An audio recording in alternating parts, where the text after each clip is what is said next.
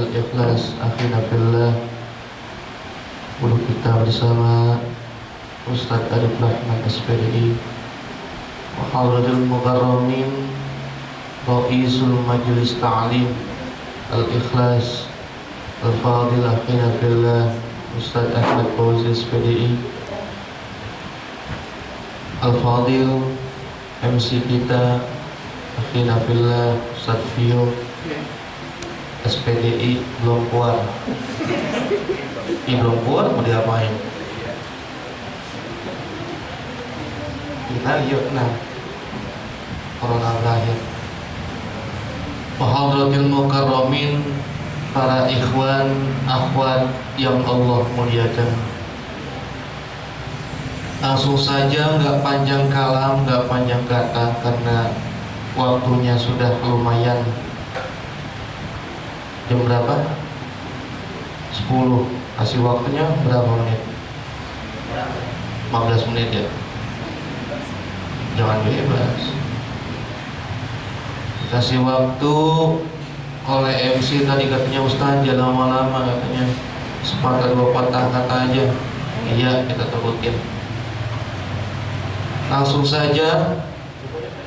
Tadi mana ya? Cek. Nah kan ini ya. Cek. Langsung saja, nggak panjang kalam, nggak panjang kata. Kita bulan lalu membahas sampai mana? Ada yang ingat? Ada yang ingat gak? Bulan lalu sampai al-khalqu kulluhum yusalluna ala mu'allimin nazal khairi hatta hidan al-bahar. Ya, sampai situ. Sekarang kita lanjut. Kita ngebahas kitab Risalatul Mu'awanah. Rasulullah sallallahu alaihi wasallam bersabda, al-khalqu kulluhum iyalullah wa ahabbuhum ilallah. Semua makhluk yang Allah ciptakan,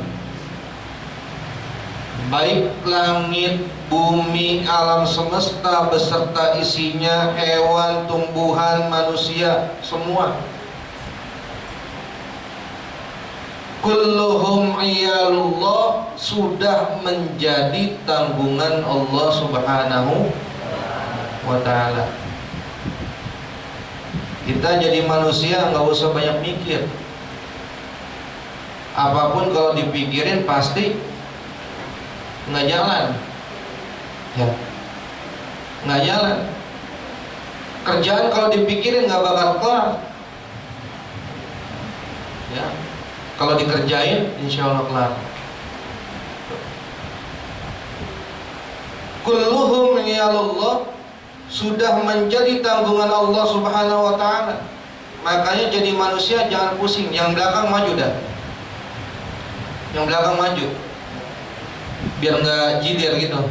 Coba sini kita rame-rame. Nah iya sini. Ayo yang belakang maju. Jadi firqah gitu nggak boleh deh. Perang mah udah kalah duluan itu. Bukan sholat khauf ya. Bisa kalau sholat khauf, kita sholat dalam keadaan perang itu depan dulu, yang takbir, belakang nungguin. Kalau ngaji mah kudu nempuk, jangan misah-misah. Iya. Wa ahabbuhum ilallahi,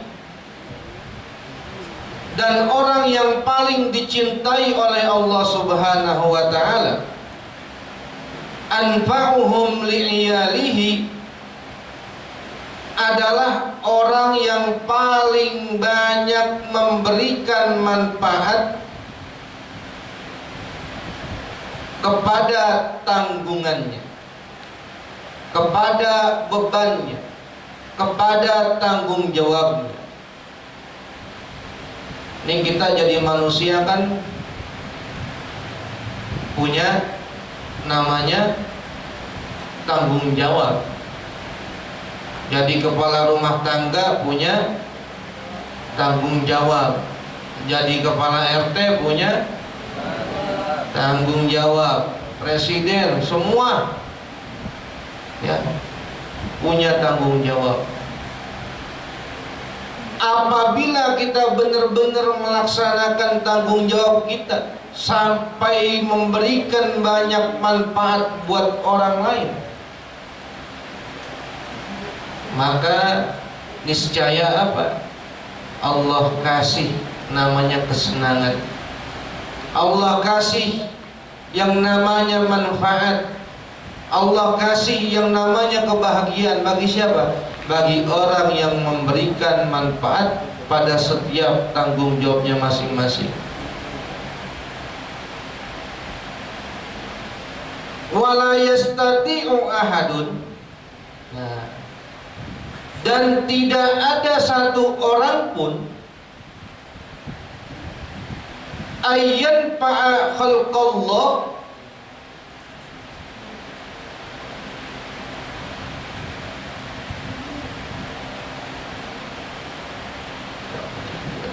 ayyan fa'a khalqallahi bimisli da'watihim ila babillahi. Tak ada satu orang pun yang mampu memberikan manfaat dari apa-apa yang Allah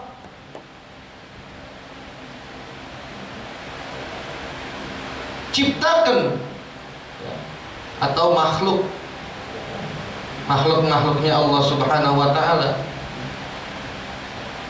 Bimisli da'watihim ila babillah, seperti mana mereka menyeru kepada pintu-pintunya Allah Subhanahu wa taala. Bitarifihim ma yajibu lahu minat tauhid, yaitu dengan mengajarkan mereka sesuatu yang berkenaan dengan ketauhidan, wa ta'ah, dan ketaatan. Jadi enggak ada satu makhluk pun yang bisa menyerukan kebaikan tanpa izinnya Allah Subhanahu wa taala. Ya. Contoh, kita ngajak kebenaran kan gampang-gampang susah. Ngajak orang benar gampang-gampang susah. Ngajak ngaji gampang-gampang susah. Ya. Semua ketaatan, semua perbuatan yang baik itu emang sengaja Allah berikan di luar kemampuan manusia. Hakikatnya apa? Hakikatnya Allah yang mendorong nih bocah mau ngaji. Orang kalau diajak gimana ki, mau diajak kayak gimana ki, kalau nggak mau mah nggak mau. Bener gak? Orang kalau diajak sholat di masjid, kalau nggak mau mah nggak mau. Apalagi ngaji. Makanya hakikatnya benar-benar Allah yang menggerakkan tuh, baik itu ketaatan maupun semua perbuatan manusia. Hakikatnya Allah. Ya. Makanya dikala kita bersyariat, tak boleh kita melepaskan hakikat. Ya. Ini raga kita bisa berdiri, raga kita bisa gerak, mulut kita bisa bicara. Hakikatnya Allah masih ngasih roh buat kita. Tetapi kalau Allah sudah mencabut roh kita, mencabut nikmat kita, mencabut rahmat yang Allah berikan kepada kita, manusia nggak bisa apa-apa, nggak bisa apa-apa. Makanya jangan sombong, jangan sombong. Ya. Punya motor cakep jangan sombong, rumah gede jangan sombong. Mau kayak gimana pun nggak boleh sombong.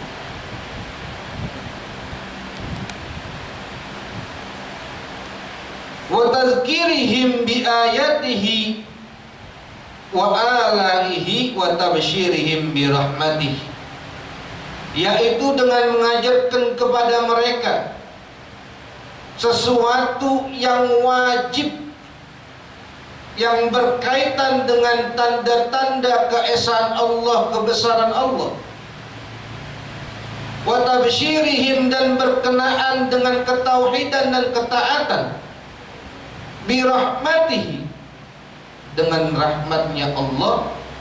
Wa tahzirihim, dan sebagai pengingat min sakhatihi, dari sebuah kesalahan-kesalahan yang telah terjadi bil muta'arridina lahu minal kafirina wal fasikin, bahwasanya itu menjadi pengingat bagi mereka orang-orang yang telah berpaling, sebagaimana berpalingnya orang-orang fasik dan orang-orang kafir.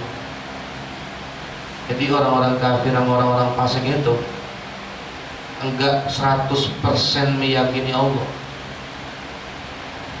Kadang orang-orang liberal nih, yang bahaya liberal itu selalu beranggapan apa? Dia mampu berdiri, dirinya karena dia. Dia mampu berucap, ucapnya karena dia. Dia jadi orang kaya karena dia. Padahal mah hakikatnya bagi seorang muslim yang taat, yang tauhidnya mengesahkan Allah, dia dengan penuh kesadaran dia menjadi kaya, hakikatnya Allah yang mengayakan. Dia menjadi sehat, Allah yang menyehatkan. Dia menjadi sakit, Allah yang kasih peringatan. Tuh. Makanya ada kata dari Allah untuk Allah. Ada ayat dalam Al-Quran, Inna lillah wa inna ilaihi raji'un. Sesungguhnya ya, dari Allah, dan kita kembali juga kepada Allah. Itu hakikatnya kita sebagai manusia, bukan kemana-mana. Kedua, makanya orang-orang yang fasik, orang fasik, apa perbedaan orang fasik sama orang kafir? Ayo, yang tahu? Minal fasiqin, kalau di Al-Quran kan banyak tuh. Apa perbedaannya? Yang cowok, apa itu fasik? Apa itu kafir? Yang tahu?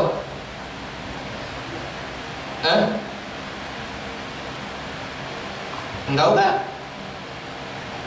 Rokok sebungkus nih. Boy, jangan nyari di Google ya.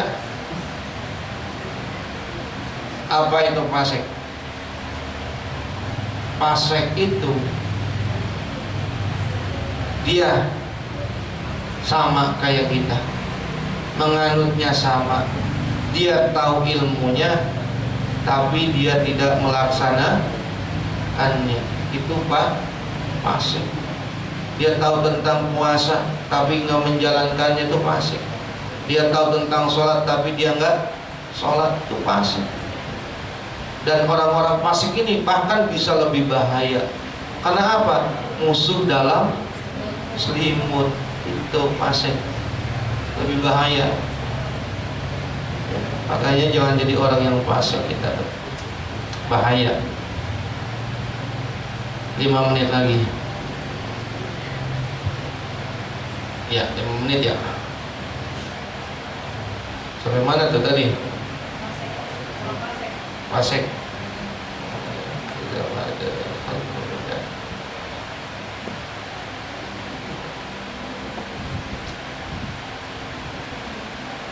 Faqala Rasulullah sallallahu alaihi wasallam, man kana fi hajatin akhihi kana Allah fi hajatihi. Barang siapa yang memenuhi kebutuhan saudaranya, ya, maka Allah pun akan memenuhi kebutuhannya. Tadi itu yang sebelumnya itu mengingatkan kita saling tolong menolong dalam taat, ngajak dalam ketaatan, ngajak dalam mentauhidkan Allah, ngajak saling tolong menolong, ngajak dalam kebenaran. Dan kita sebagai manusia yang sosial kudu tahu tentang keadaan seseorang. Maka Nabi hajati, barang siapa yang memenuhi kebutuhan saudaranya, tahu kebutuhan saudaranya. Ente punya teman lagi kesusahan, ditolong tuh kebutuhan. Kana Allahu bi hajatihi, maka Allah akan memenuhi kebutuhannya. Ya. Kadang-kadang ada misalnya teman nggak punya duit banget, minjem sama kita pinjamin. Pas dipinjamin nggak tahu diri, gitu. Ya. Tapi harus diingetin, kalau utang tetap nggak boleh. Itu kalau berbicara dalam hal hutang piutang, tetapi dalam bicara membantu,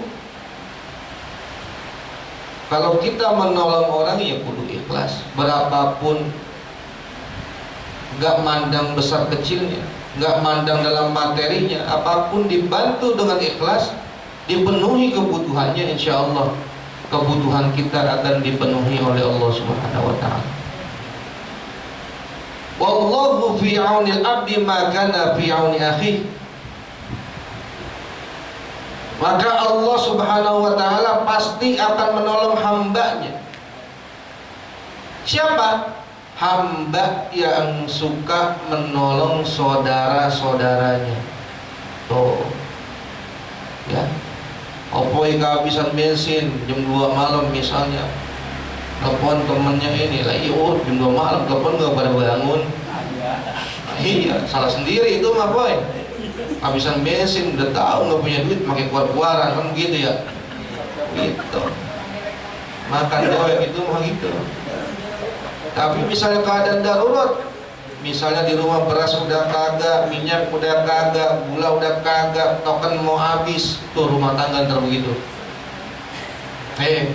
Dibilangin, rasain tuh begitu. Kita punya kawan ngebantu kita, insya Allah nih kawan kita di semua kebutuhannya akan dicukupi sama Allah. Tuh. Karena kehidupan itu nggak selamanya kita ada, ya, nggak selamanya kita ada. Belum pernah kan makan sama garam? Udah. Garam doang? Udah. Dicocok? Ya. Iya. Itu tuh orang tua kita tuh, mak bapak ente tuh rasain begitu. Ya, bener gak? Bener. Ente terbakal ngerasain dalam kondisi yang begitu. Gak coba dah. Beneran. Dari situ nanti akan melihat mana teman, mana lawan gitu. Kalau teman tuh yang sahabat itu akan benar-benar membantu, akan benar-benar menolong, itu dia. Di situ. Bukan di saat nanjak gunung, bukan. Kata orang kalau mau lihat baik temennya teman, nanjak gunung, enggak. Gunung mah bukan buat ditanjak, ditafakurin. Wa ana astaghfirullah, dan aku memohon ampun kepada Allah. Wala aqulu, sebenarnya saya tidak mengatakan bahwa an-niyati fi wad'i hadhihi risalati maqsuratin ala hadhihi al-maqasidil hasanatid diniyah. Ya. Sebenarnya aku tidak mengatakan bahwa dorongan saya ini menyusun risalah semata-mata karena tujuan keagamaan yang baik. Kaifa wa na'lam ma 'indi minasyahawatil khafiyah. Ya. Karena masih ada keinginan-keinginan nafsu yang merajalela, dan cinta duniawi dalam hati saya. Itu kata penyairnya. Dia memberikan penjelasan seolah-olah itu dia dalam keadaan bercanda, ngomong kekurangan dia saking tawaduknya. Ulama dulu tuh, ulama dulu tawadu, padahal ngasih kebaikan, ngasih ilmu, tetapi dianggapnya apa? Ucapan saya masalah begitu. Ngasih jalan yang benar, tapi dia ngomongnya ucapan saya mah masih diikuti nafsu begitu. Saking tawadunya tuh. Sebenarnya hakikatnya nafsu itu adalah musuh. Sedangkan musuh tidak akan memberi rasa aman. Dan musuh yang paling bahaya siapa? Ada yang tahu? Musuh yang paling bahaya, kata Rasul, ada aduwika nafsuka allati baina janbaika. Musuh yang paling bahaya nafsuka adalah hawa nafsu kita. Kata Sayyidina Umar, begitu juga sama. Allati baina janbaika, yang paling besar itu yang berada di antara kedua lambung. Lambung mana lambung? Berarti apa?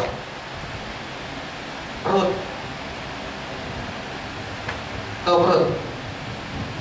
Orang gara-gara makan saling tumpang tindih. Buat apa? Buat nyari makan. Coba dah. Itu Rasul yang ngomong. Apabila kita nuruti nafsu kita, nafsu batiniah kita, nafsu perut kita maksudnya, berbicara makan, siang makan, malam makan, pagi makan, sore makan, jam 2 makan lagi, jam 4 makan lagi, nasi uduk baru buka. Berapa kali makan? 3 di Hongkong. 6 kali makan sehari. Itu yang paling bahaya apa? Bisa-bisa kalau dalam segi dokteran tuh, bisa-bisa kena penyakit apa? Stroke, jantung. Ya, udah komplikasi dah. Udah. Itu gara-gara perut. Itu dalam segi kedokteran. Jangan tidur, makanya dibangunin jam pintar. Tidur ya. Tidur mulu. Tuh. Makanya, dan musuh yang paling terbesar adalah nafsu diri kita sendiri. Kadang-kadang kita masih suka ngikutin nafsu, pengennya banyak, pengennya masak mie atuh rasanya kurang, pengen nambah, dimasak lagi. Pas sudah dapat 2 pegang, ya, pas sudah dapat 2 pegang, emang maunya 2 gede. Punya motor atuh, taruh punya Mio, pengen lagi, pengen NMAX, pengen lagi, pengen PJ, pengen lagi, pengen KLX, pengen doang. Pengen punya Mio doang, misalnya begitu. Karena ngikutin nafsu, hidup kita menjadi bahaya. Pikiran kita selalu nggak tenang, bang. Kalau ngikutin nafsu apa-apa, pikiran nggak tenang. Oh, kita pokoknya makan harus enak, tidur harus enak misalnya. Ya, pokoknya dalam kehidupan apapun kudu enak, nggak mau yang pahit ya. Pokoknya harus terima nikmat, nggak mau tahu capek. Ya. Wah, itu yang bahaya tuh. Nanti sekali-kali kalau dipuji sama Allah nggak punya apa-apa, wah, Masya Allah, kelabakan tuh orang, bang. Kelabakan tuh, udah pasti begitu. Dah, itu aja. Karena udah 20 menit, mungkin itu aja yang dapat saya sampaikan. Mudah-mudahan bermanfaat. Kita ketemu lagi di syair berikutnya atau di pelajaran berikutnya. Ya. Ada yang nanya? Enggak? Laki enggak ya? Cewek? Enggak juga. Ya, mudah-mudahan